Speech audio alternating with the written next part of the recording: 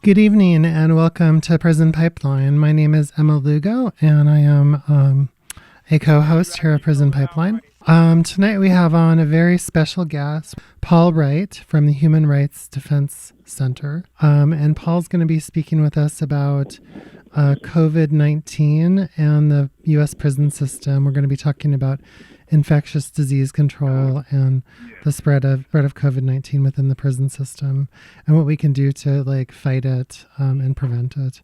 So Paul, welcome to Prison Pipeline. Hi, thanks for having me on the show. Oh, great. Thank you so much for being here. Paul, what's going on right now with COVID in the U.S. prison system? Can you tell us about that? Are there any cases that have popped up yet in the United States? And what are prison officials doing right now? And what are activists doing to deal with this issue? Well, so far I haven't seen any reports yet about COVID, of any known cases of COVID at this point in American prisons. I saw some news reports that there have been reports of COVID infecting prisoners in Chinese prisons. But I think that one of the things that's important to note is that prisons, especially American prisons, have long been vectors of disease, especially infectious diseases. We just reported in Prison Legal News how in January of this year, there's an outbreak of Legionnaire's disease at the federal prison in Coleman, Florida. And over the years, pretty much almost every infectious disease outbreak, from drug-resistant tuberculosis, drug-resistant strains of HIV, many of these drugs, Legionnaire's disease, MRSA, our prisons are literally breeding grounds and almost like incubators for these contagious and infectious diseases. And basically comes down to very simple explanations, as lack of sanitation, a lack of very basic medical care, and crowded living conditions coupled with poor sanitation, poor ventilation, and this has ensured that prisons literally are sources of disease around the country. And the notion that it's because they're prisons and because they're isolated that they aren't really affected by these diseases is kind of a misnomer, because the prisoners may not be going anywhere in and out of the facilities, but the staff are. And typically what happens is that the prisoners get infected, the prisoners are sick, they're the ones that have the diseases, and then the staff take the diseases out of the prison and into the community with them when they leave their workplace each day. And this has been going on for literally centuries, and it has not changed. So I think that when I think about what's happening with COVID-19 right now in the United States and how it's starting, it's just beginning here. And I think about what happened with H1N1 and how, do you remember when H1N1 came out about 10 or 15 years ago, and how that, yes. Mm-hmm. And how, it seems like there's lessons. There was an article in The Hill that talking about 4 things that we can do to help protect people who are incarcerated. And I would like to say, first of all, that the most important thing that we could do to protect people who are incarcerated is releasing them, especially all of the people who are unjustly incarcerated, who are serving long sentences that are completely unnecessary, serving sentences and mandatory minimums, and people who are just really jailed unnecessarily, including people who are jailed down on the U.S. border. And that's the first thing that we could do to deal with the health of these communities. And then, of course, as you just said, if we provided adequate health care, adequate sanitation, and adequate living environments that were not completely crowded and isolated, that would be ways that we could obviously address it. But going back to the H1N1 flu, which passed through the United States and had a huge impact on the on the U.S. prison system. Can you refer to that? Maybe just comment on lessons maybe we've learned from that could be applied to COVID-19. Yeah, some of the bigger lessons that we've found is, I think, that basically the pretty much almost total neglect and lack of basic health care in our nation's prisons, and especially in our jails. And jails in some respects are even worse, because prisoners are coming and going literally 24 hours a day, 7 days a week. They're coming in and out of jails.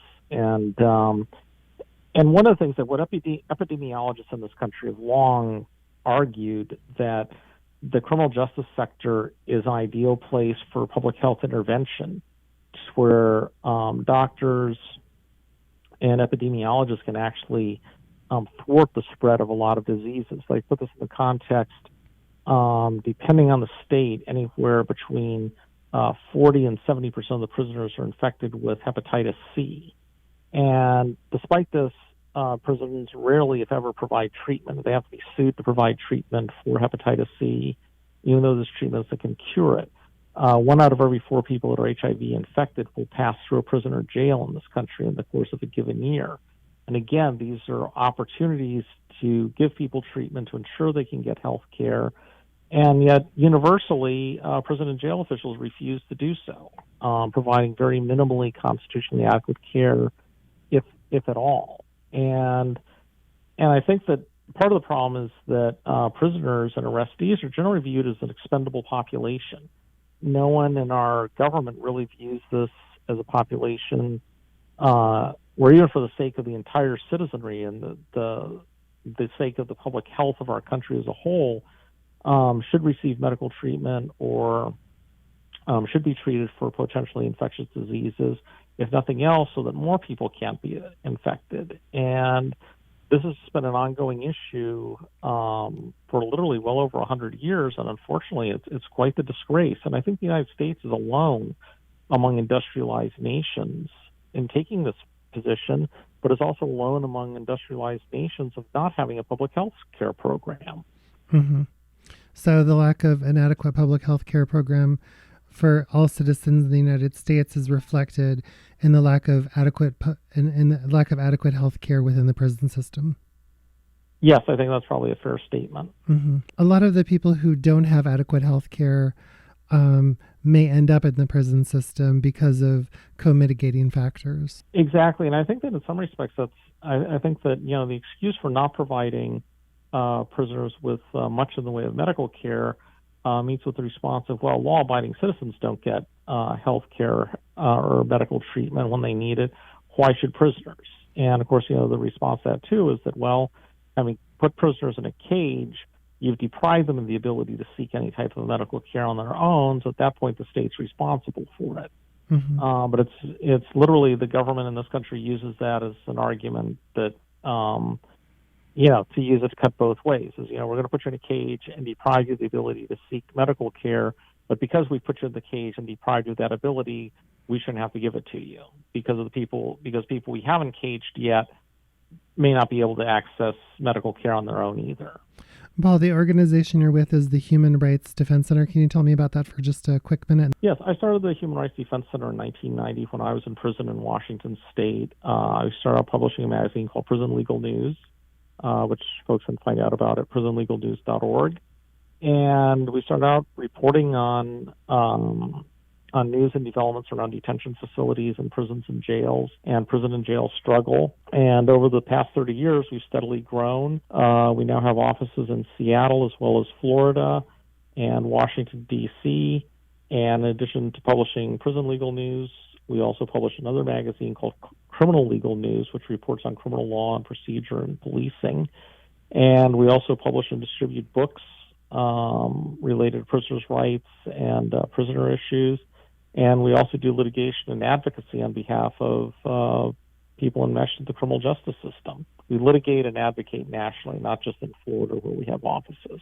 And over the years, we've done a lot in Oregon. We've sued the Oregon Department of Corrections and the Umatilla and the Columbia County jails over their policy banning publications, and we have a lawsuit pending in Oregon involving the Multnomah County Jail's practice of handing out debit cards from people that have been arrested. They take their money, and when they're released, they give them debit cards and then charge them fees to access their own money. So this is some of the stuff that the Human Rights Defense Center has done in Oregon over the past 30 years. Thank you so much